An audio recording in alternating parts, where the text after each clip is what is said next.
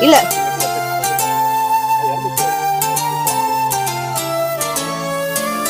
குத்தம்மா ஏன் குத்தம்மா யார நானும் குத்தம் சொல்ல இல்ல வரி கட்டலாம் வரி பண்ணிடலாம். உன் குத்தம்மா ஏன் குத்தம்மா யார நானும் குத்தம் சொல்ல இன்னைக்கு இப்போ லேட் ஆயிடுச்சு. இது பிரெக்னன்ட் மாதிரி தெரியல எனக்கு தெரிஞ்சு.